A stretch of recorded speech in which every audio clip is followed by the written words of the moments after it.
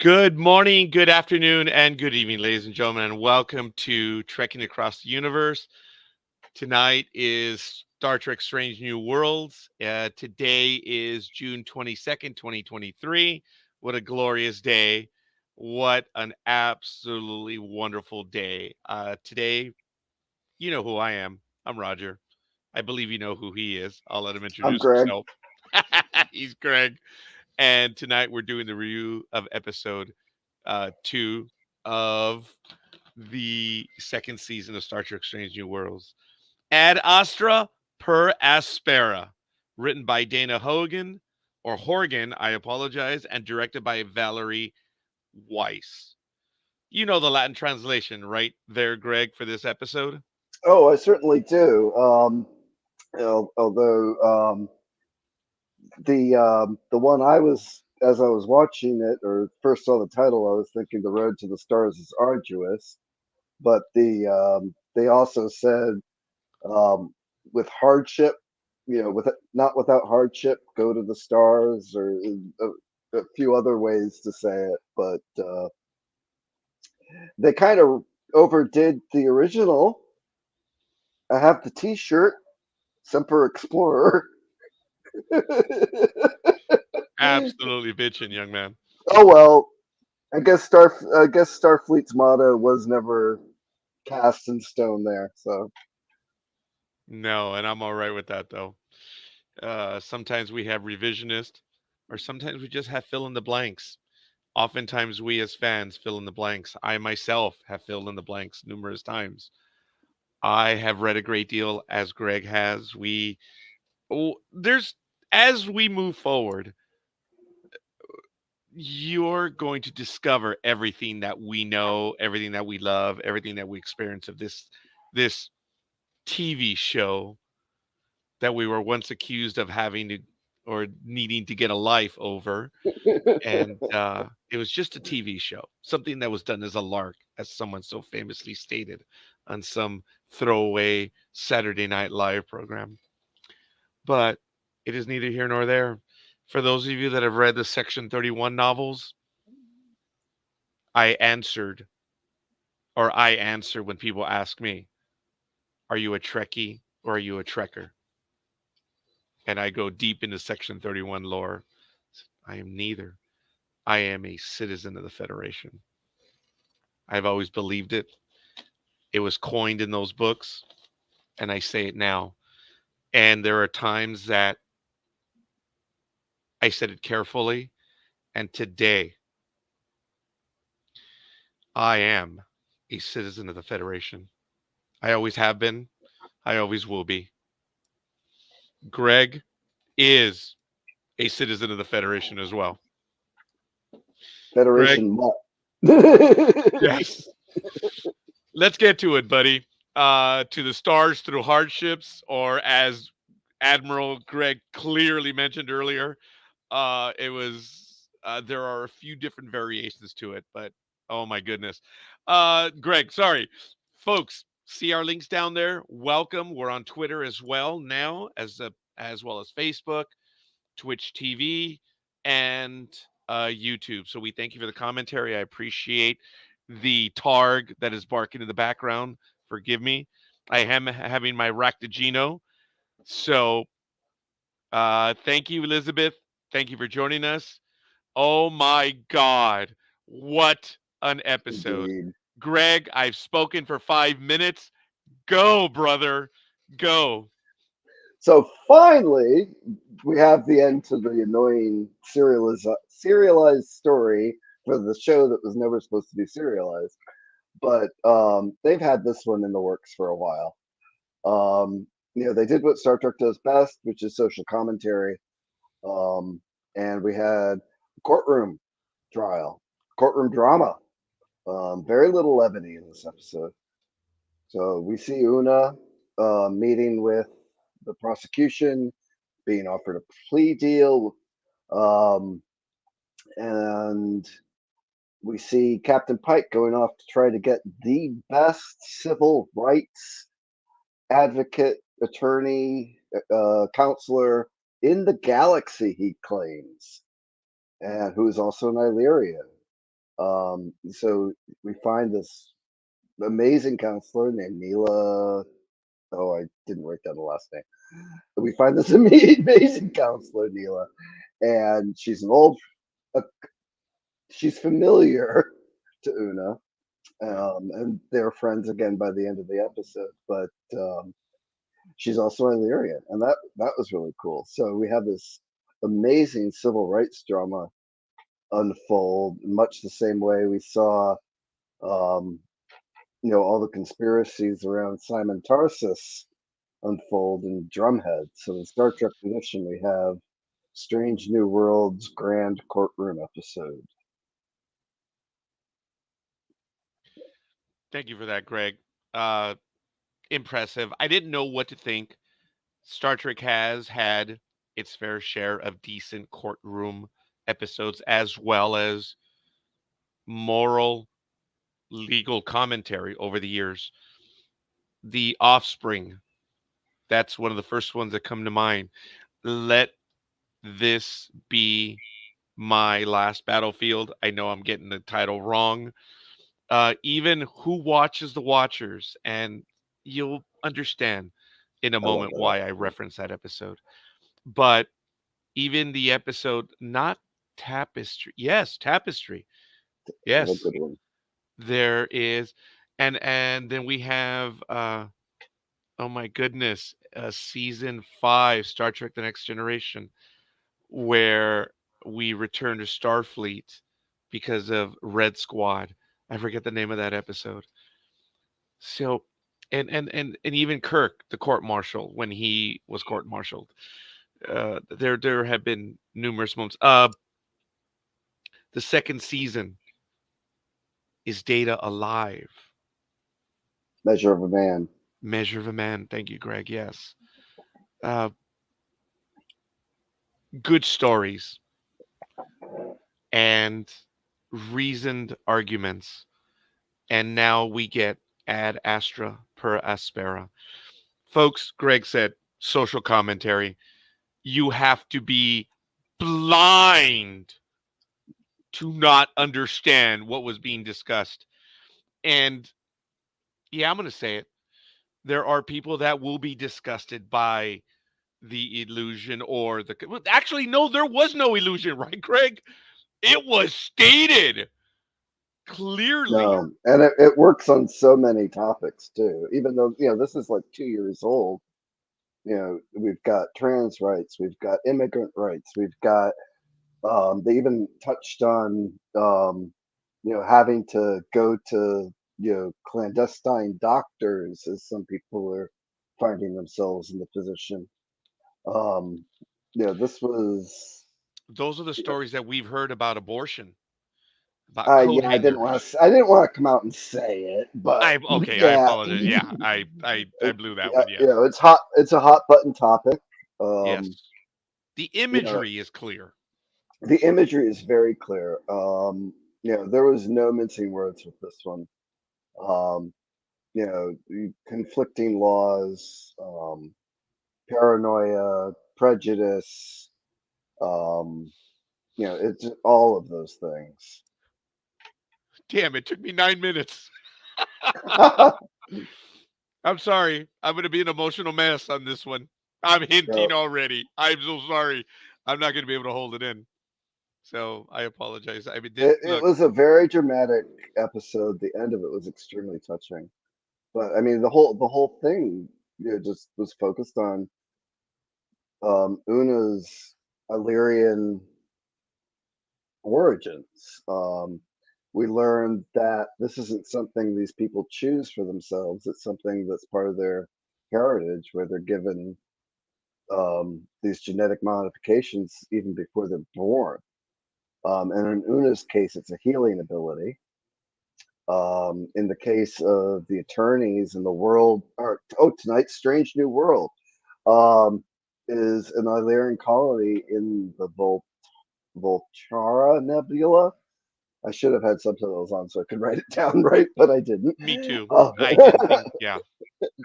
um, and the air there is inhospitable, but the Illyrians there have adapted to it. tonight's little bit of levity was Captain Pike with the he had a oxygen mask on that was running low while he was trying to wait to speak to the demanding to speak to the attorney, and finally the receptionist, as his air is on 2%, is running off. I think she was going like damn, damn, damn or something. It was kind of funny. uh, it's serious. The weight is clear, and I I've been suffering from how can we really see that these people are in peril? That's one of the drawbacks of a prequel series. I understand that we learn by going back, we don't necessarily revisit, but we learn who these people are. We talked about in the last episode and even the one before, there's history, and there is a buttload of history between Una and Nira that is clearly touched upon, implied. Actually, no, I don't think they touch on it. They slap each other, but we don't It know. was pretty obvious. Yes, and we're gonna have to see because I didn't understand all of it, and I'm gonna see. Elizabeth says I watched this and everything happening today was shown, but the last couple of minutes, I closed my eyes and I heard my family members talking about their experiences in Germany in the 30s and 40s. Wow, I I listened, Elizabeth and Greg. I I heard it, and I while I didn't equate that, I heard and I absorbed what was being taken in. I can't say that I could equate it to anyone in particular, and I appreciate Elizabeth that you did. And that post is adding to my understanding, my absorption of some people would say the heavy handedness or the heaviness of this episode. Um, there is a lot to like. There is some to dislike. But wow, did they deliver? Yeah, They delivered. I love the it line. was very well edited. It was very well written. Um, it was a lot of thought went into this one. I didn't understand in the flashback that Una's life was genuinely on the line. I didn't understand. I knew she was wounded, but I took it as a flashback of something that had happened in particular. I had no idea that she could have died. That I didn't get until that was made clear a little bit later. And reading a review or two, and I want to give a shout out to collider.com. If you want to check out their review, it's well done. Folks, there are a lot of other not interviews, but reviews out there. You may check them out, but collider.com has a tight review of this episode. So it's really good stuff. Elizabeth says the fact Una and her family could pass hits home because we've had that very discussion. Yeah. Yeah. We get the flashback. In my notes, and yes, folks, 5 pages. Sorry, not trying to Wow. brag. I had to pause the episode a few times to make sure I could get everything. And the last 10 minutes, I just kind of listened. I took it in and I stopped writing at the Uniform Code of Justice, section 8514. I lived at an address that was 5814. I don't even tell me it didn't resonate, but I had trouble taking notes after 8514. It is just unbelievable. We see in my notes, I thought Una was going to be okay. And then we switch over in the teaser where she's being offered that you plead guilty and will accept dishonorable dismissal, but no jail time. nothing like that. And her counsel, I being a shop steward, I was like, dude, what are you doing? It's like, come on, man. And he shouldn't this be on a sidebar? We call that a caucus.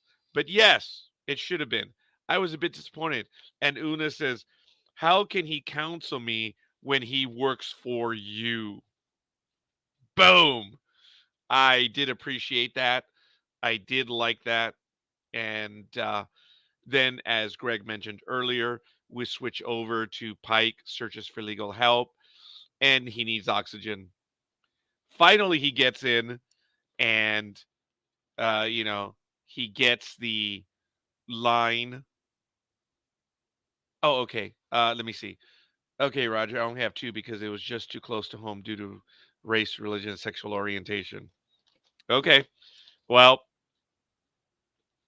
I appreciate it. Elizabeth, I'm going to ask you to clarify that. Oh, wait. The fact that Una and her family could pass hits home because yeah, but I only have two because it was just too close to home due to race, religion, and sexual orientation. Okay. I think Greg mentioned earlier that there was many more. I hope I'm interpreting your comment correctly. If not, please clarify. I may have lost myself on that. So we'll see. Um, he finally gets in, as Greg mentioned earlier, and she tells him, Nira says, I knew you were stubborn, but not stupid. And he says, obviously, you don't know how to read the room. I thought that was really good and creative. Um, Old fears can be hard to let go of them. And there's where she learns a line, or she mentions Nira to Pike. Congrats, you've discovered empathy. A little late to the party. And then finally, in the whole interplay, Pike says, you still haven't said no, though. It's true. Didn't say no. And then we switch on over to the next scene. Indira arrives. I'm sorry, Nira. I took it as Indira. I messed up. Nira arrives and she says, I'm not here for a reunion. And she talks, Una says, my record is flawless. They now know. Someone turned me in.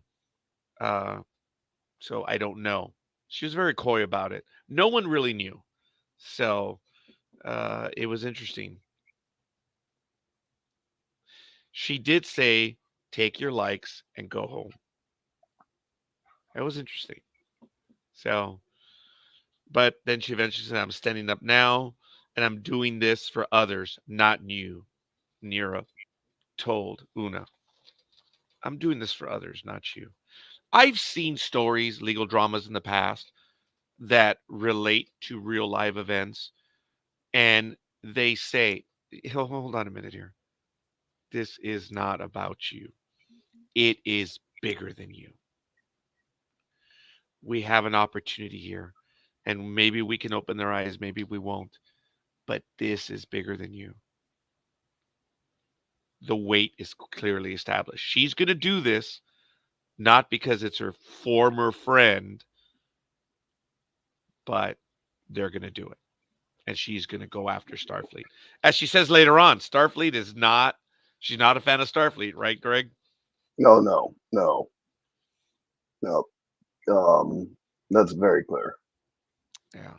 The kind of the Lyrians and the Federation are kind of like a mutual antagonistic relationship as the series unfolds. Shortly thereafter, and this is still in the teaser, folks, she meets with the judge advocate general, and the captain says, I don't write the code. And of course, the question is, well, what if the law is wrong? And then, like, well, it is what it is. And if you don't accept this, we're going to have to charge you with a whole truckload of stuff. And that's reminiscent of A Few Good Men. Take the 12 years, you're good. Right here, they say, yeah, we're going to charge you with a whole lot more. And they do. and they eventually do. And then we switch over to San Francisco, and there's a changes in charges. Now, as a shop steward, I snapped because I'm like, wait, hey, labor law, folks. Once you get charged with something, they can't amend it. And I'm like, oh, wait a minute, I don't think she's been charged. I had to think about that. So yeah, I was like, oops, okay, I may have jumped ahead there a little bit. She's charged, and she's charged with sedition. Who Two, counts? yeah, 2 counts, and you're gonna get nailed and 20 years. That's bad, and that's where we get the teaser, and and we get the intro. The intro looked real good, didn't it? Always does. Elizabeth says, "My family being in the camps in Germany, the choice of religion being either Jewish or Catholic, the choice to have control over our own bodies, and my children being members of LGBTQ plus. So much covered. Yes, yes." And I hope Definitely. I clearly misunderstood your post then, Elizabeth. But look, there look, that's just the end of page 1 of my notes. And then page 2, you go into act 1. 20 years, they're shocked. And it says, look, it looks like you decided to fight back. She says, put me on the stand. And she makes it clear. She goes, your story doesn't matter. This is bigger than you. As far as they're concerned, you broke the law. So it is the way it is. And if we're going to do this soon, it's going to be my way. Well, not only that, the implications for Captain Pike, which we later see they were going to pull. Yeah.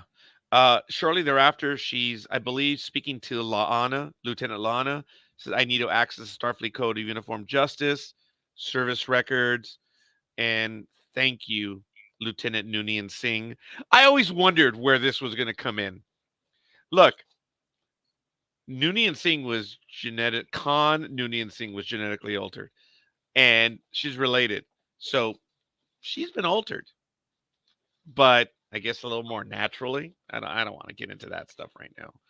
That's a little too heavily. Yeah, could you imagine? Could you imagine the argument we'd have to have on that one? So no, I'm not even going to go there right now. But it was interesting that she was having that conversation with La on, and then she's talking to Pike, and she says, "Look, a good speech isn't going to work this time around." So, uh, it is not going to be appropriate for you, Pike, to speak. Now, Greg mentioned that there was a little bit of levity in Pike, suffering. I thought there was levity where we now see Spock and the Vulcan Admiral at the table. And Oh, what's her yeah. face? Oh my God.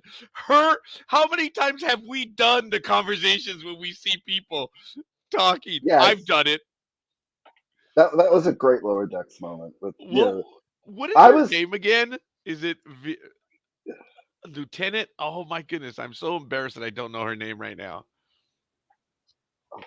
Ortegas. Ortegas, yes, duh, I should have known that. I loved her the way, and even Mbenga was he was kind of a part of it. And the voiceover, all I put was voiceover Spock and Vulcan Admiral. Oh my God, shall we play a game of Kelto? Oh my God, when she was doing the voiceover, and then Spock comes over. What did you think he was gonna say? I was like, oh, I gotta hear this. I actually thought they were going to say something like, we could hear your entire, because Vulcans are supposed to be Oh, so good of hearing. And it's like, I expected that. I did not expect, please excuse my outburst. oh my God! But I loved what What? Mbenga Oh, said. Yeah, I actually died laughing at that. that He was, was that was, yeah, genuine. yeah, that was another good one. Yeah, and but I loved Mbenga. He says, "You have to read the body language. Those two hate each other." I was like, I loved it when he said that. And then I guess you could see the way they were. Yeah, there was nothing.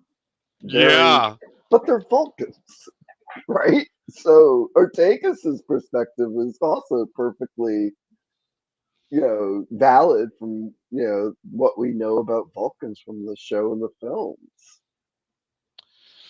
Um, right after that, Lieutenant Lahan asks Uhura for access, and Uhura already is showing the woman that she is and the officer that we will know. I equate her in Star Trek 3. I saw the Star Trek 3 Uhura right here when she says, Lieutenant, this is going to go badly for you. And it's going to go badly for me. But no. Wow, this is an ensign basically standing up to a lieutenant who has saved people's lives. Well, She did good. I mean that was the right ethical call. Very often in Star Trek, everybody's just breaking the rules for their buddies. But as a Oh, Greg, new wow. officer, What a comment. Will that come into play in a little bit? Yes, it will. and that she made the right ethical call. Yes. We switched to Act Two. They're in San Francisco. Court's now in session. So stuff is moving very fast. Oh, and folks, I don't know if you realize this. This episode was 57 minutes and 1 second. That's no commercials, folks. That's a long runtime in the streaming world. So we see three judges. We see Commander Chin Riley. We hear the charges 6.14617, prohibition, permanent DNA, and 2 counts of sedition. Genetic engineering is dangerous. And then, of course, defense, Captain Patel says is correct. Permanent genetic modification is illegal under Federation law. And then Nira starts slavery, apartheid, discrimination, worship, love, items that Elizabeth just mentioned right now, items that Admiral Greg and I kind of touched on just before we went live and again when we went live. And she says, hey, at one time those evils were legal. Yeah, Okay, but fine. We'll move on that. Robert April is called. And, I understand the history of Robert April, and boy, did she cut into him. And I did not like how they were like, hey, hey, hey, be careful. This line of questioning and this is like, well, he's a witness. You could have named him an adversarial witness and gone after him. Hey, it is what it is. hmm So there was a lot there. I was saddened how they cut into Robert April. But what Robert April did is not unlike what Pike has done, not unlike what Kirk has done, not unlike what Picard has done or will do, sorry. it was almost a little bit of fan service too, because Yeah. over the years, it's always been a criticism. Even though some of the episodes wouldn't have happened if they hadn't broken the Prime Directive, it's always been a criticism that they have the Prime Directive, but they're always breaking it. Well, somebody was paying attention because they wrote that into this one. I mentioned earlier Who Watches the Watchers.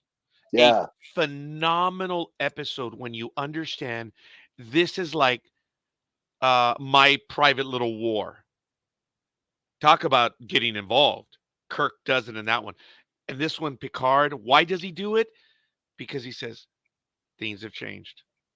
It is now a call for help. Remember that? yep, And they got involved. And in Who Watches the Watchers, folks, when you look at it, we the good guys, we effed up big time. Yes, the observation post had a meltdown and stuff, but we still messed up and we violated our norms. And we tried to set things right and it didn't work. It did not work with the Mintakans, right? yes. So she goes after cutting into April. Article 12 specifically prohibit. Oh, sorry. I take that back. Um, that's where they say careful counsel. But she says General Order 1, folks. Now the prime directive. I liked it in the other episode when Ortega said, it's not going to take. Remember? Prime directive. That's not gonna take. That was funny. I like that. That was So funny. it says 2246. You warned a pre-warp society. 2248. Science officer to Narelle to an extinction level drought, and you gave Federation tech. I mean, what is it? Is this your ultimate law or what? It is the order number one, General Order One. Every officer will give their lives to follow General Order One, but apparently they don't. So she points that out. Uh, Malister, you revealed stuff, and then, which I thought was a chicken shite move, all of his testimony was stricken. Why? I didn't get that, Greg. Why was it stricken?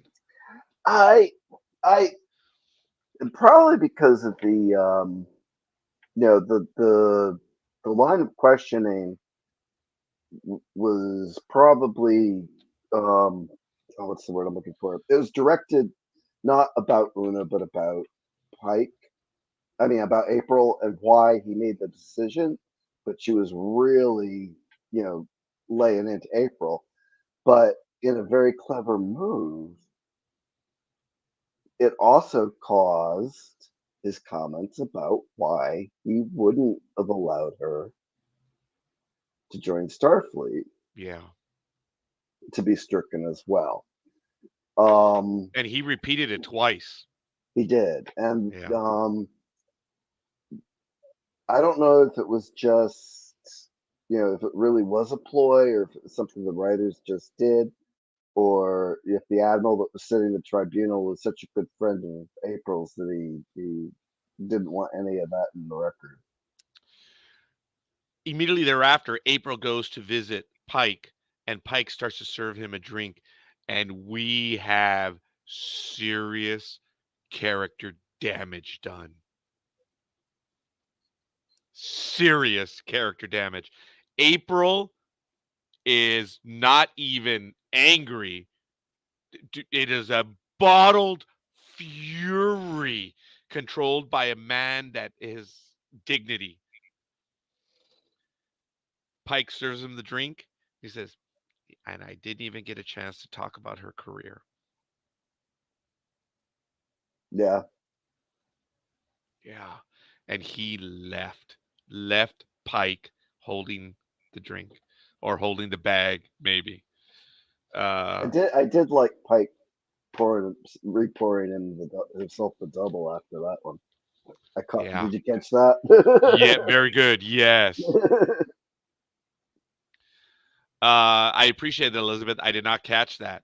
Yeah, she was sitting exactly the same as DeForest Kelly and Court Martial. I did not see that. Very good. Yeah, yeah, we all have problems of autocorrect. So it moved on. You know, this is a Our favorite platform, character, a Oma. soapbox, and I think they get mad at each other. And she says, "Oh, so this is what it's going to be: a platform, a soapbox." And she says, "At least with me, you are seeing what you get." Another direct line at Una. You're getting the real person here. So there's a lot there that we're going to have to visit. Yep. And I even put in my notes lots of history here. And then that ends Act 2. We go to Act 3. The defense calls the expert witnesses. Lieutenant Lon, Chief Medical Officer Mbenga, and Chief Science Officer Spock. Well done how they Yes. yes, they put in all three and clearly awesome character witnesses. That was some superb writing right there, Admiral. That was. I thought that was really clever, even if it wasn't written that way. When they edited it together that way, cutting out the repeated questioning, it it was very effective. It it was a great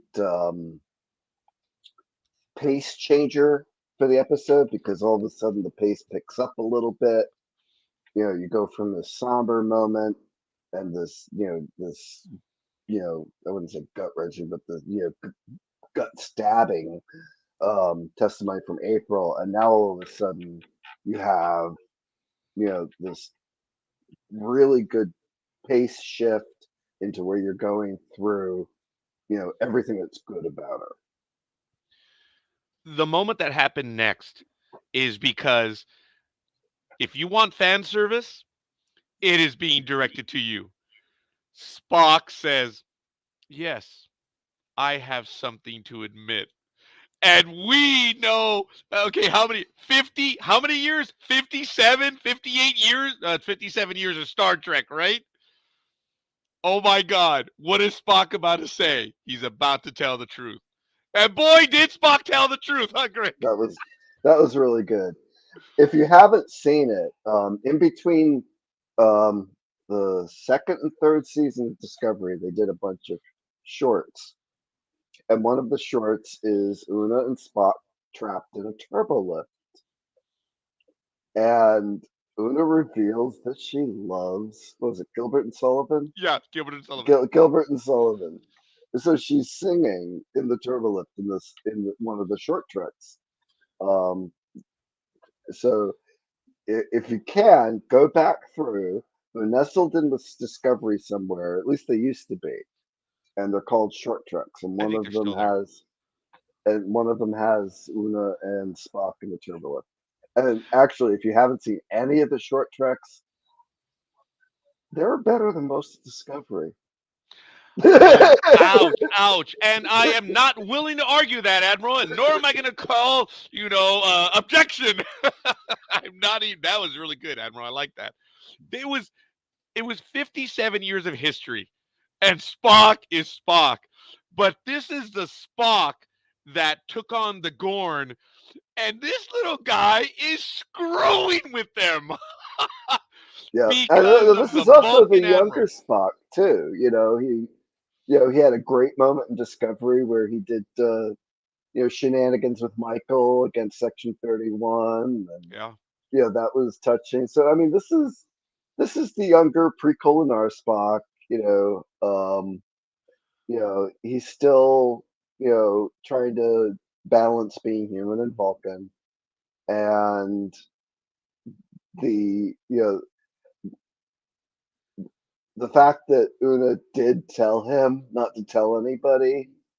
I should have seen that one coming. Yeah. I like that. That was one of the sweeter moments in the episode. Yes. Elizabeth, I died laughing. Like I said, I was like, oh, darn it. Like I said, the heaviness of 57 years, what's going to happen? And sure enough. And then he goes on to say a little bit thereafter, he says, but it is illogical for Starfleet to punish itself. That was an interesting, emotional, illogical argument. He says, hey, hey, hey, hey, you guys idiots? Logic says, why would you punish yourself? That was a great line. And he says, I don't understand. She's an extraordinary officer, and by you court martialing her, you are punishing Star. Why would you do that? Why would Starfleet do it to itself? Huh. I did like that. So then we had a conversation that moves on a little bit where she's asking for the Starfleet Code of Uniform Justice. Lieutenant Lon says, no knowledge yet on who uh, got the files. She's, oh, okay. She kind of knows. So Nira says, okay, fine. All right. And somewhere, and this is where I got lost in my notes. Una was my friend, but she lied to me. So we get a little bit more clarity on the back. Something happened. And I guess we're gonna find out about that later. I'm hoping to see Nira return. This character stood out. I doubt we've seen the last of her. I would like to see a continuation of this relationship. I Something's think we're got to going to be happen. seeing her elsewhere. I think this is going to be a great episode, great addition to her demo reel. Yeah. I think we're going to be seeing more of that actress and other things. Oh, I think that was Lieutenant Lon saying Una was my friend. She lied to me. Yes, you're right. And it's don't you carry your family's augmentation? You are Khan Noonien sings, that. So he says, so you fear yourself, right? And there's an acknowledgement. So that's interesting what we may see moving forward. And Nira still at the very end says, thankful. You've been very helpful. So, hmm. Yeah. it also showed some sympathy with Lan toward Una, and that Una, she's probably mad that Una could have sympathized with her because Lan has fought and suffered for who she is by name, and which is not hideable. So there was they didn't really go into it too much. I was expecting a little bit more there, but the parallels between Una and Ron were definitely something that they should have been able to have mutual sympathy over. About halfway through the third act, Una Chin Riley is called to the stand. She talks about 25 years of service. She says, "Well, you know, this is it." And she says, "To the stars through hardship" is where she quotes the name of the episode. And there's a lot that she says that I could not write down, and it's an injustice for me to even bother to try to paraphrase it. But it comes to the very end where she says, "The stars could deliver us from anything, salvation." And it was wonderful. She talked about why she was augmented, I suppose. She's, it's our tradition, our heritage. And then she talked about her classmate, her friend, Ivan Couture, or well, her cousin's best friend, Ivan Couture. And they had the word augment or augments over the door. And she said back then there weren't enough voices to defend them. Families moved. We were persecuted. We were called augments, Mahdi, freak, and there was civil unrest divided into two cities. But we were able to blend in, so we did. She said, "I regret it to this day." So the question is, how did Starfleet find out? And then she admits it. I turned myself in. Greg, at that moment, what was your thinking? Because mine is, whoa, wait a minute. I- Why the hell did you turn yourself in? This was like the one part of the script that annoyed me because in the very beginning of the episode, she was acting like she didn't know who turned her in. Why would she even have said anything about that if she turned herself in? Better just to keep quiet. So this is where the writing went downhill just a little bit. Other than that, the episode was awesomely written. She did say shortly thereafter, "Why? I was sick of living a lie." Like, all right, okay. Um,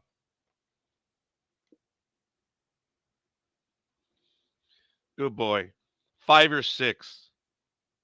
I don't remember. San Francisco, so different from one another. Different worlds. Maybe I could be something bigger than myself. So I'm not sure what she meant. I think, oh, at five or six. Oh, I think that's when she was hurt, right? No, no. I don't remember what my note is on that. Oh, Yeah, Starfleet. she was. Oh, when she was five or six, Starfleet visited, Yes. and she saw all these different cultures, all these different things, these people from across the universe working together, and she saw that, and that blew her away. And she said, "Different worlds. Maybe I could be something bigger than myself." So I joined up because I believe in Starfleet. And then the Vulcan decided to attack her, Greg. Oh yeah. Obviously, Pike's girlfriend was not doing as good of a job as he would have liked. So this is where the Vulcan comes in, and he's like, "Oh, emotions don't play into this. This is about law." But emotions do play into this, and it was really dismissive of you know the Jag to just slam down all of that. Um, Although at that point, you know, we hadn't seen the best of the episode yet, and you know, Anybody who's a letter of the law person would have been like, yeah, she lied. I appreciate it, Elizabeth. I think she knew if it was found out from anyone other than herself, Pike would have taken the fall along with others. She was smart and knew this was the only way out. And she Yep, says, I was tired likely. of living a lie. Yeah, So that I can see, I can get.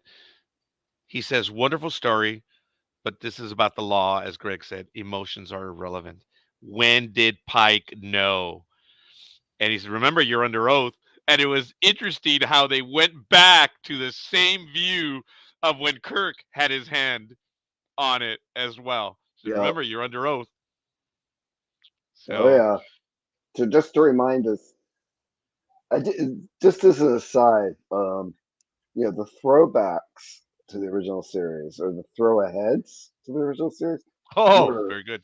um, beautiful updates of the dress uniforms. The cosplayers are going to have a heck of a time with that awesome trim. Um, the but the chair, just having the chair with the lie detector thing or whatever, you know, it was like, you know, when they, I always love the art and what the art department does. And when I was like looking around about, after I finally watched it this morning, I was looking around for, little tidbits. The courtroom was a redress of Starfleet headquarters from the 25th century, 26th century of in Discovery. Because I thought that the light in the middle looked familiar, and sure enough, it was a redress of the Starfleet headquarters command center in later seasons of Discovery, where Oded Fehr's character hangs out. Going back a little bit, I didn't realize it was Nira that stayed with the Illyrian families. And that's what she holds against Una. Yeah, that was. You try to do the math. It's like 25 years ago. They were young. Yeah, Yeah. yeah. That was that was where it started to get a little heartbreaking. Um, 4 months on Stardate 1224.3. That will be a trivia question in Trivial Pursuit. So learn it now, just like 257.4. Shield modulation of the Enterprise D. I know it's just because, hey, what's the code in Star Trek the Motion Picture when Kirk locked the door? No, when Spock locked the door. 4 or 5. That was it. He's 4 or 5. That's sad. That is sad. You asked me what I did earlier? I don't know. But I still remember those numbers. So Act 4 begins, and the prosecution begins its final words and basically says, this is emotions versus the law. We know. And even in the next generation, Picard has that conversation with Dr. Berlinghoff Rasmussen, right? Says, if we change, could we have another Khan Singh? It's what could happen. And this is embroiled in our DNA. Oh, pardon the pun, right, Greg? This whole eugenics thing. Ooh, Oh yeah. Well, it is. I mean, it doesn't matter. Every society has its prejudices. I mean, we're social creatures by nature, and those social bonds are always reinforced by uh, who isn't like us. And cults play on this. Who is the other? Who is the outsider? oh yeah, you're so And right, it's Greg. unfortunate, but yeah, it is in our DNA, man. Every now and then, Star Trek will go back to the DNA of who and what we are. Nicholas, uh, Nick Meyer returned in the 23rd century and put a book in Kirk's hands, and that was a gift from Spock, and it was a tale of two cities. It was the best times, it was the worst time. And every now and then we still see books still existing. And what does Nira reach for? A book. It was the book. Um, Oh, the that's right. The it book. was the start. It was like the Articles of the Federation or something. It was or Starfleet's. I think it was the Uniform Code of Justice. Okay, so it was like all the legal stuff from Starfleet and the Federation, and it was a book, and it Yeah. had the fabric ribbon, and you know, Oh, you this saw is that? what Yeah. this is. You know, I mean, I love drama, other dramas, like courtroom dramas, and like stuff like that. And so this was the lawyer moment. Like I've got, you knew she was pulling something out of out of out of the air, out of history, out of precedence. You knew there was something that she was going to make a point with, and boy did she ever. And to do it with a physical book in the 22nd century was pretty good. The last time I saw a book used like that was in A Few Good Men, and it's a sly move by Tom Cruise when he's asking, "So you didn't eat there? Remember?" He says, "Yeah, I did." Yeah, He says, "You wait, it's 3 square a day." Really? Well, how'd you know? I guess I just followed the line at chow time, sir. And Kevin Bacon's, it was like, all right, you smooth, sly little SOB. I love that interplay. And that, Greg, what you just said was coming. And we yeah, saw it.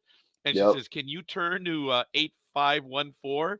And then Captain, Battelle was like, yeah, well, let me start reading.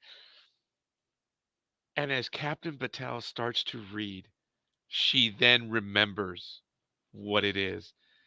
And she cannot help from smiling herself. And it was interesting that if she was going to be beat, she was going to be beat through the law. And it was so well done. And she says, laws are not a reflection of who we are. That is why I love the law. And she went on, and this is where I'm going to screw it up.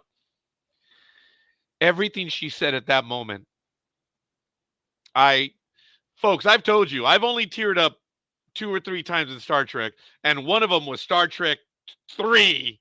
I didn't cry when Spock died. I cried when Kirk blew up the Enterprise, man. So that just goes to show you how messed up I am. And the weight, because I was invested, folks. This was a great story. I was invested. And they got me. And when she delivered, says, here it is. 1, 2, and 3. These are your laws, people. See them through. And if we look at our military today and we look at our positions, captains do have that authority. They do. And it's just amazing. And everything that she made out says, hey, he accepted it. He made a call. yep. It was unreal. Folks, you have to go back and see it. I did. I the From that moment on, I did. I teared up because I got it. I understood it. I appreciated it. And what did she use? She used Starfleet law. Ladies and gentlemen, I am a citizen of the Federation. I believe in this. I believe in the message that it has. And yes, for goodness sake, this is just a TV show, but it is more than that. These are the It's a stories. reflection of what we could be. It's a reflection of what we are and a reflection of what we could be. There are times that I really wish I could live in this universe. There are times that I wish I could strive for that, to be something even greater. And we ask ourselves, is this life imitating art or is this art imitating life? Folks, it doesn't hurt to move towards this. It doesn't. It's an awesome, awesome little future. What is it? What do they say in Star Trek First Contact? It says, Doctor, I don't believe you're this, you're that. I just know that when you do this and the Vulcans visit, we realize that our petty little BS is exactly petty little BS. It unites humanity in a way that we never thought was possible. The idea that we're not alone in the universe. And we cut down on hunger, well, maybe not crime, but we solve so many things.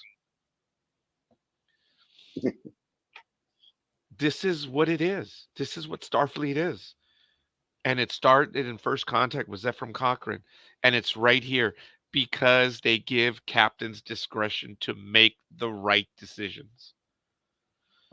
I the admiral that was presiding stated it clearly. He goes, the decision of augmentation, DNA stuff, it is way beyond us. And it will not be determined here. But it is obvious where we are. And it was ruled clearly. It was unreal. She says, I love the law because it reminds us how to tell, our better selves. And it's just, it was just impressive. Be your better selves and follow the law. Just unbelievable. And her admission is granted. She's not guilty of all charges. And then Una says, you set me up. Thank you for saving my life. Says, but we didn't help other Illyrians. Says, but it's a start. Yeah. I don't know, Greg, your thoughts. I it did open a path for. I think it did open a path for asylum for other Illyrians. I didn't really think it. I didn't necessarily agree that it wouldn't help other Illyrians, but just like every civil rights thing throughout history, it all has to start somewhere with one person standing up, with one person staking their claim, putting their foot down, and saying no more. It's you know this was all of that, um, and not the first time Star Trek's presented it either. Um, in this case, more clearly about you know somebody being who they are, being illegal, is you know rough. You know, if you think about not Elizabeth brought up Nazi Germany earlier. Yeah, I mean, and it didn't end with the Jews. My wife's family fled due to impending persecution of Catholics. Um, so you know, I'm sorry. heck, even in the '80s, as our generation was growing up, being a geek was the bad thing. So it's kind of you know I think everybody with some history who isn't a bully can relate to that in some some way, shape, or form. The whole asylum aspect exists, and I know of two different ways, or three. You can ask for asylum to enter this nation. We are in the United States of America. You are given asylum if you're not here legally and you serve in the military. That is not a strange thing. You are No, given that. The French Foreign Legion. It doesn't matter who you were. you can go and become someone. You can The change your path of life, censorship. Yeah, which is crazy. I learned that about 15 years ago that if there's nothing left, you can go to the French Foreign Legion and they'll bring you in. So this is not unlike that, folks. There's always a chance, there's always an opportunity. This episode is heavy-handed. There's no doubt about it. Make no illusion. The language is tough. It is there, but this is what Star Trek does. We haven't had this in a little bit where it is that obvious and that clear. Star Trek in the 60s did it regularly. They were just a little more creative in hiding it. But when you look back, Star Trek was ahead of the game. The Next Generation slowed things down a little bit, but DS9 and Voyager did.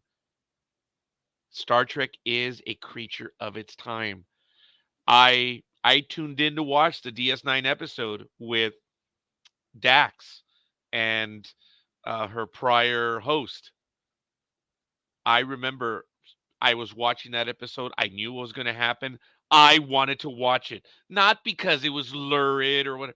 It's because Star Trek was doing it again, and this time I knew what they were doing, and I was going to be there. I was going to be there to witness it, and I wanted to be a part of it. And today, Star Trek did it again. They did it again, ladies and gentlemen. I I consider myself fortunate.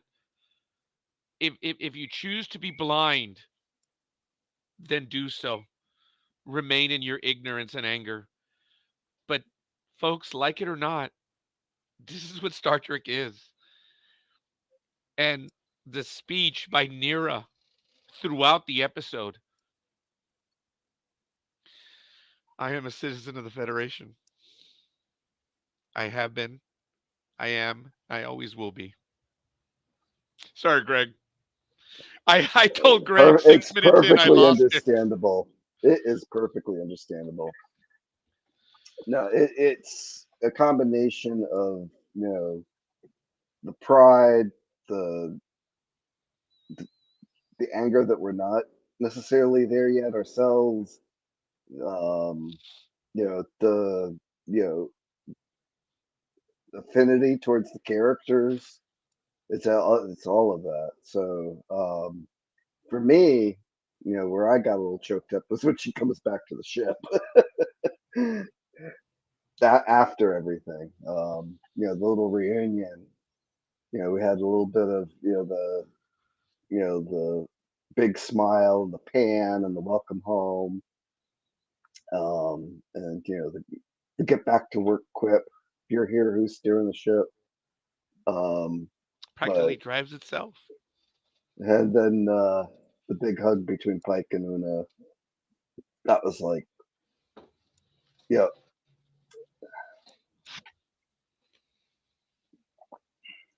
that was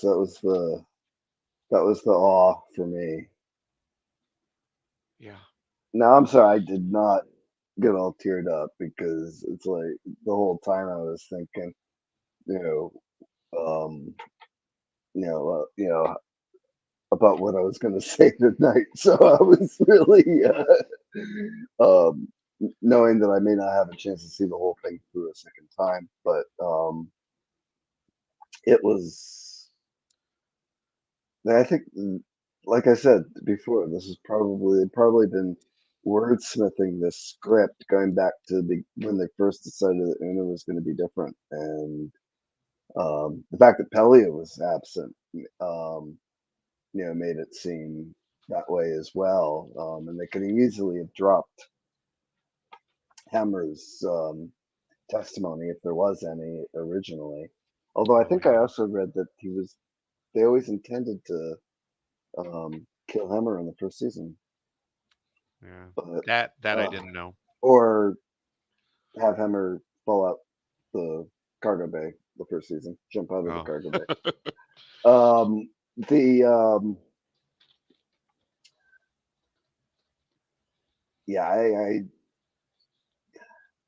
Yeah, Star Trek does these often. Um, when I first was thinking about coming on tonight, I was gonna say, What do you mean at Astra? I was gonna say tonight we saw the drumhead, but you know, Yeah, we've got a much different situation than the drumhead. Drumhead was all conspiracy, looking for problems where they didn't exist. This was this was bigger. This was the modern issues. This was the the idea that who you are could be made illegal. yeah. It is prescient. It is it it it hits everywhere, and I consider myself fortunate again to be here to see this, and this is my Star Trek. It always has been, and it always will be. I'll be the first one to throw a stone, but this is this one's going to be one of my favorites for a while. So I don't know. I don't know what your thoughts are, folks. If you have some other comments, I'd like to hear your grading. I want to give a shout out to Sonia, thank you, and to Elizabeth for the likes and the love. I didn't get likes. I got love tonight. I thank you, and I want your thoughts of what you thought about the episode. This one, you want a masterpiece? You go look at DS9's episode, which is entitled "Oh My," not entitled "Oh My," but where Oh Cisco, my. yeah. Oh, by the way, yes. I don't remember the name of the episode right now, but it's where Cisco brings the Romulans into the war. I forget that episode. Yeah, you know that one. That one is a tour de force. If you go to my YouTube page, I have that final speech as one of my audition videos on my YouTube page. Of all things, really? Wow. Yes. The road the the road to hell is paved with the best of intentions. I mean that episode is a tour de force. This one, folks, while it is good, it is not it's not a perfect episode. There are weaknesses, as Greg pointed out. There's some drama issues, and there's some story issues. But folks, this is an A. I think this story delivered. It is timely. It is priceless. And this is like Drumhead. This is like that DS9 episode. There are so many others. Drumhead resonates. Even today resonates. But I'm Oh giving yeah. it an A. There's no doubt. This one is an A. I had some story issues with it, but this one was just short of a tour de force. I'm gonna give it an A minus. We Ooh. only saw the starship once. Oh, Um, the but the little inconsistent, the little thing that I didn't like with the script about Una, acting like she didn't know who turned her in, and then she said she turned herself in.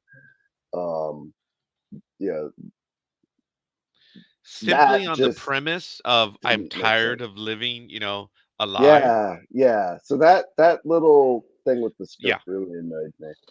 Um, it's bold of them to be this preachy early in the season, you know, but it's also their second season.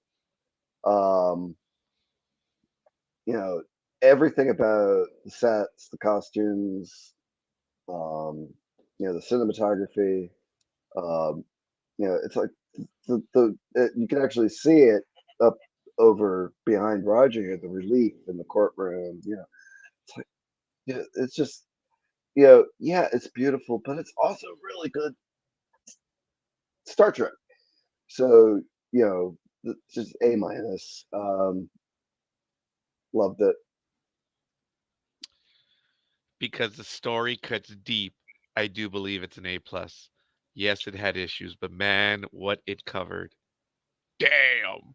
I know she didn't say damn. I did. Elizabeth, that might be our understanding of each other. I think that's what you meant to say.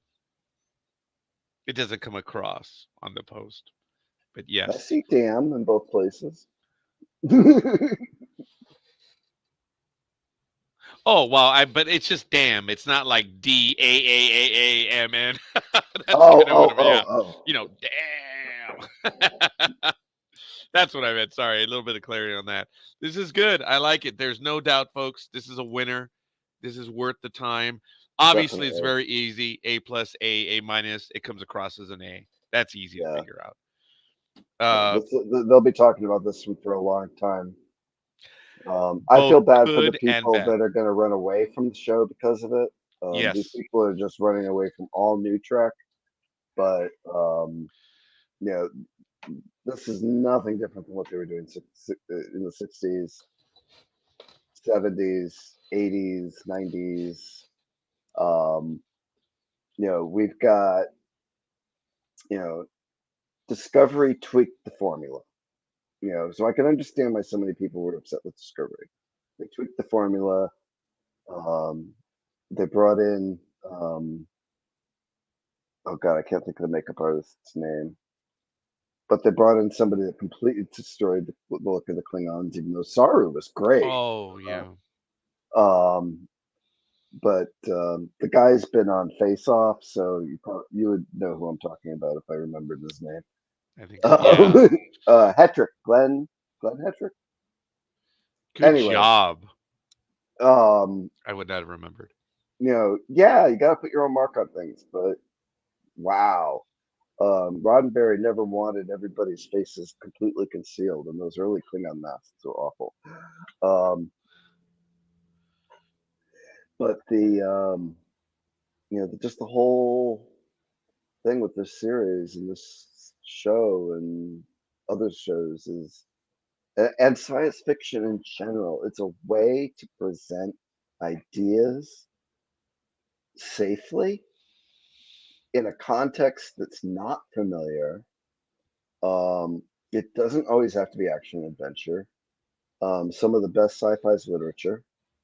Um, one of my favorite literary science fiction novels is Dune. Um, and it's all allegory by intent. And we've got Star Trek doing it very obviously. This is definitely accessible to all sorts of people, but this is a literary episode in a show that's not afraid to touch the tough issues and do it in a way that presents not just the enlightened perspective, but the reality perspective as well. Yeah. I could not have said that any better, Greg. Look, folks, this is what Star Trek has always been. And I am willing to die on this hill for this program. I believe in it. And folks, it's tough for me. There are some things in here which are anathema to me. But this is who we are. This is the human race. We have our differences, and it's going to be that way. It's going to be battles trying to understand people, trying to live together, trying to understand. But in trying to understand creates the conflict, and that conflict is good. Learning, but the conflict of hate, ignorance, that's not what we are. And Star Trek has always talked about our better selves. Definitely. In A Measure of a Man, they said, we seek out new life, and there it sits. Star Trek, the social, progressive storytelling element thing that we know. Ad astra per aspera. There it is. And folks, I'm keeping it here because there are things that I don't understand. I am rigid. I am a rule following individual. But there are human beings that wrote the law, and there are human beings that the law is affected or is affecting. And that And is our there's new greatest laws conundrum. making it worse. I'm sorry? There's also new laws making it worse for some people in some places. Yes. Yes. And I am not smart enough to engage in any of that. And I'm not being dismissive. I am dismissive of the vitriol and hatred. Greg has seen on my Facebook page from time to time when I snap and I say, another one bites the dust. Another one bites the dust. I haven't done that recently because I've done a good job of cleaning off. And people are angry with me when I block people. Say, well, you're not open. I say, no, no, no, no, no, no, no. I am open to everyone and everything. I am not open to hate. And if you're going to be guided by hate, when I detect hate, I'm done with you. I am done. And that makes me dumb. That makes me stupid. But you know what? At least I don't become stupider by listening to those people that are full of hate. I am a citizen of the Federation. Yeah, it has to be about perspective. Yes. The argument, um, for you know being a genetic augment. Um, you know, yes, there are genetic augments in Federation Earth's history from Star Trek's perspective that are bad. Um, but not all of them. And people. You hear these arguments. Well, so and so is a blah blah blah. That means all blah blah blahs are bad. And it's like, no, no, you know, um, you know, Roger and I both like Star Trek and Star Wars equally. There's people out there that say that's bad, that we should be any, that they're two different things. We're bikequal or panquequal. I like that. I get where you're going. I'm gonna have to include that one. um, and Star Trek's always pointing this out, and it does it in a way that's usually veiled, usually not quite so obvious, but I really think this is touching on a lot of impending issues. A marvelous job of doing that in this episode. Marvelous. Well written, well directed, well performed. This one's going to stay for a while. This one's good, and I like it. Yep, I was very pleased with the balance of last week's um, episode, knowing this week was going to focus on Una and Pike, that they were kind of on the sidelines, and then this week the ensemble got to kind of be on the sidelines. Um, so it was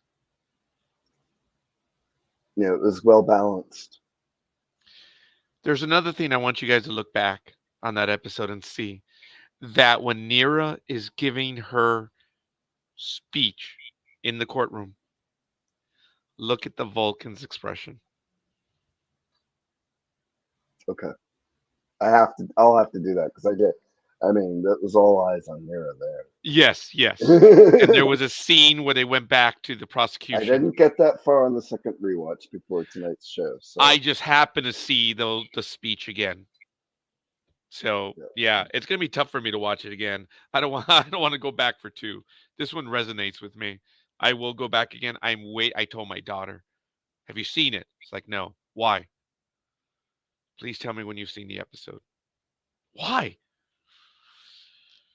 I'd like to have a conversation with you about it. I don't like to reveal things, Greg.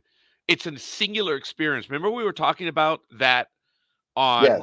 Yes, yeah, okay. Not going to Well, go down that road again. generally, it's like I've even started to try to avoid trailers. If it's something I'm like, I know I'm going to enjoy, I even try to avoid the trailer. Like, I tried to avoid the trailer for season 2 of Strange New Worlds until I found out that we were going to do this show and I had to know what was coming. That was really good, Greg, because I told you I think I lucked out because I saw one of the trailers, but the most recent, I dodged the bullet. Like I dodged it for the Phantom Menace. I think I was the luckiest person on this planet. I Okay, dodged. I watched that trailer over and over again. I even watched the somebody did the version of the Phantom Menace trailer in Lego, and I think I even watched that Well, I one. did after the fact, yes. But I lucked out. I think there were just things going on in my life. I was busy, stuff was going on, and I just didn't see it. And I did not see the second trailer. I don't think I've seen the second trailer in its entirety for Strange New Worlds. I'm gonna take a look at it now. Trailers are good. They're teasers, for goodness sake. We Oh talked about yeah. Terminator Salvation and Jimmy Neutron. Remember the animated movie?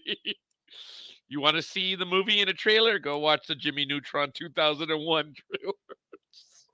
I think that last oh god, the guy that played Kylo Ren, um Oh yes, Adam Driver. yes. I think that last Adam Driver movie, basically the best parts of the film were in the trailer from what I heard. Oh really? Sorry, Um, Adam. I enjoyed him in the movie opposite Scarlett Johansson. I think it was on HBO. It was about Yeah. marriage. That was Oh, that one was good. I was thinking like sci-fi one that he was in recently. Yeah, I think I know. I think I've seen the trailer, but I haven't seen the movie yet. I I haven't seen the movie I either. went out with my daughter today and we went to Applebee's, Greg, and there if you spend $35, they're giving you a free ticket via Fandango to go and see Indiana Jones. So we have one ticket. I think I'm not kidding. Yeah, you should check it out, folks. $35 will give you a ticket via Fandango to go and see the movie. It's going to debut June 30th. So I'm probably going to sneak away before the 30th to get that second ticket. And So we're if going to go watch anybody it. at Applebee's is watching, you're welcome to sponsor us now that we're going to name drop here. That's right. That is right. I didn't think about that. But yes, my daughter and I got away for a little bit because we did. And we went to Applebee's today and we saw Brandy at Applebee's. You know what I call her? My barkeep. I asked her, hey, Brandy, um, what do they say when I show up? Do they say your stalker's here? I'm like, oh no, no. They say Roger's here. I'm like, oh shit, they know who I am. That's even worse. Brandy, She's I think Roger awesome. likes you. I'm sorry. I'm saying out to Brandy if she's in the audience at any point in time. I think she likes you like her. She's awesome. And she laughs when I call her my barkeep too. And that's a Sheldon line. So it's funny. She's a good person. She's real. My assistant and I found her during COVID on days that we would try to get away, and we've known her ever since. She's a good person, and that's why I will mention her publicly. She is. She's a good person. But yeah, it is what it is. But all right, I know we did a lot better this time, Greg, because we went a lot the first two Yeah. episodes because there was a lot to talk about, I suppose. And this time, This was this a was big one. tighter. This Yeah. was a big one. Well, I I have noticed. not seen next week's trailer, but there is a little bit of a tease in the Ready Room, which I'll be probably watching within the next few days. From what I understand, we're going to have a time travel episode called Tomorrow and Tomorrow and Tomorrow that's going to feature Jim Kirk's character as well as Laan. Okay, I'm gonna have to check out the trailer too. So, absolutely awesome. I'm I have not checked out the Ready Room. Folks, okay, no, I better not say that. Okay. Um, something's in the works. So, talk to Michael. You know he's phenomenal at getting these guests, so we'll see. There may be some news related to the Ready Room. No, there's no connection between us and the Ready Room. None No, whatsoever. no, none But whatsoever. something about it happening and Conference room, maybe. ooh, I like that. I'm kidding. that No, that was was good, Greg. totally ad libbed. That was beautiful. I told you my first. I like it, Greg. Once again, we joke about it. I've known Greg for several years. We met through a mutual friend, and I met him when he was on that program, and I always did appreciate your commentary, Greg. And when I thought of doing another Star Trek episode, I reached out to you. I mean, look, my entire group knows that they're welcome to be on, but I deliberately wanted to bring Greg back into the universe, and we've joked about how how quickly he said yes, and I was really excited about that. I still am. And Greg, this is a lot of fun, but I know it's It later for is. you, It and is. we do have to watch it And tonight. mom. Yeah. Last time, dude, the conversation was beautiful, but yeah, we did go, and We did. it's not fair to you as well. So, we that's why I try to keep it a lot tighter this time. So we're good. Uh, Last comments, Greg. Watch Star Trek. Watch our past episodes. Watch You, Roger's other shows. oh, you're very kind of you. And um, come back next week. Appreciate it. Like, And subscribe, and do comment. all that stuff. We Yes, love your comments, Elizabeth. It's always good to see you. You had some really great insights tonight. Um, Even though Roger didn't put everything up, I've been reading the side here. And thank you as always for your I insights. apologize. I try to get almost everything up, but at least she can say, yes, you didn't put everything up. That's why I died laughing. So that was good. Um, I apologize. You folks know I try to get everything on there, so we're good. But beyond Thank that, you all. Have a great yes, night. And above all, live long and prosper.